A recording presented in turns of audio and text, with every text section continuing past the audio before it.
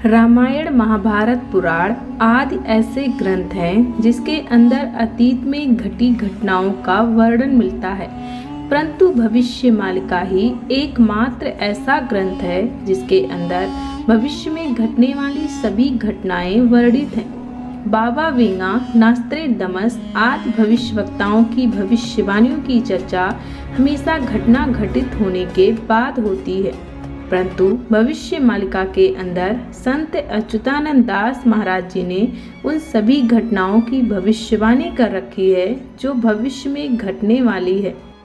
संत अच्युतानंद दास महाराज जी की एक ऐसे भविष्यवक्ता हैं जिनकी भविष्यवाणियों की चर्चा घटना घटित होने के पहले होने लगती है। वैसे तो भविष्यमालिका की बहुत सी भविष्यवाणियों के बारे में हमने पहले ही आप लोगों को बताया है, परंतु आज के वीडियो में हम कुछ ऐसे भविष्यवाणियों के बारे में बात करने वाले हैं जिसे जानकर पूरी दुनिया हैरत में पड़ गई है।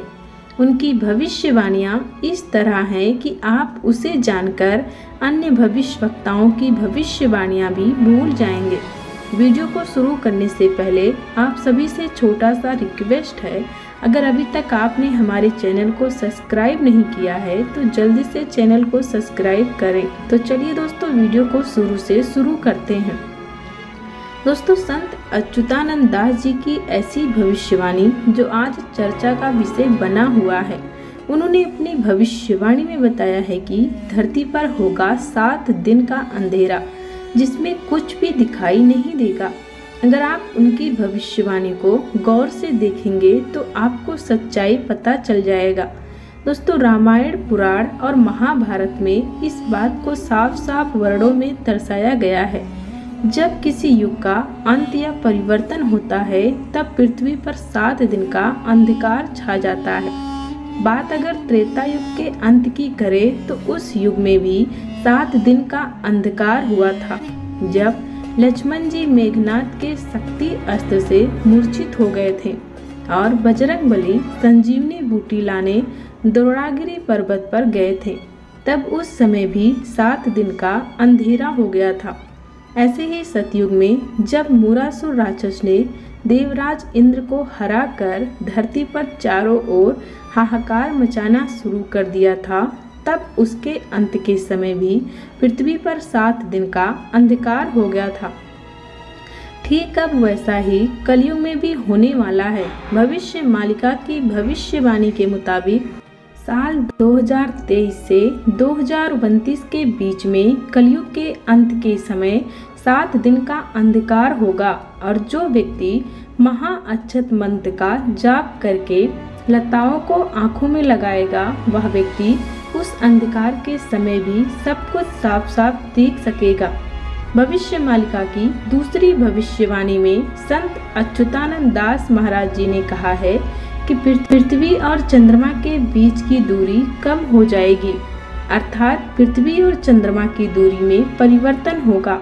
ऐसा होने से धरती के तापमान में परिवर्तन होने लगेगा, जैसे कुछ गर्म ग्रह हो जाएंगे और कुछ ठंड हो जाएंगे। पृथ्वी पर जमी बर्फ पिघलने लगेगी, जिसके कारण समुद्र का जल स्तर बहुत तेजी से बढ़ने लगेगा। समुद्र के किनारे बसे गांव कस्बे सभी डूबने लगेंगे। कहीं तो तालाब सूख कर रेगिस्तान बन जाएंगे तो कहीं रेगिस्तान बनकर नदियां बहने लगेंगी। उनकी तीसरी भविष्यवाणी जो है वह बहुत ही अहम है, जो कि तीसरे विश्व युद्ध को लेकर किया गया है। संत अच्युतानंद दास महाराज जी ने कहा है कि जब तीसरा विश्व युद्ध शुरू होगा तब धरती पर बदलाव होगा, जिसके कारण पृथ्वी की ऊपरी सतह गायब हो जाएगी और धरती बंजर होता नजर आने लगेगा। लोग दाने दाने को तरसने लगेंगे, ना तो खाने पीने का कुछ मिलेगा और ना ही उन्हें पीने का। उन्होंने अपनी चौथी भविष्यवाणी में बताया है कि विश्व युद्ध 2025 से शुरू हो जाएगा, जो कि 22 वर्षों तक चालू रहेगा। इसी प्रकार नास्त्रेदमस ने भी अपनी भविष्यवाणी में बताया था कि विश्व युद्ध कुल 27 वर्ष तक चलने वाला है। अब देखना यह है कि भविष्यमालिका की भविष्यवाणी सच होगा या नास्त्रेदमस की भविष्यवाणी। भविष्य मालिका में इस बात का भी वर्णन पाया जाता है कि कलयुग के अंत के समय भगवान विष्णु अपने अंतिम अवतार यानी कल्कि अवतार के रूप में पृथ्वी पर अवतरित होंगे। अगर भविष्य मालिका की भविष्यवाणी की माने तो कल्कि अवतार का जन्म 2006 में ही हो चुका है। अब उनका प्रेजेंट टाइम में जो आयु है वह 17 वर्ष है। अभी तो उनकी बहुत सी लीलाएं हमें देखने को मिलेगा। भगवान विष्णु का यह अवतार सभी युगों से श्रेष्ठ होगा, क्योंकि इस युग में भगवान कल्कि 64 गुणों से युक्त होकर अवतरित हो रहे हैं।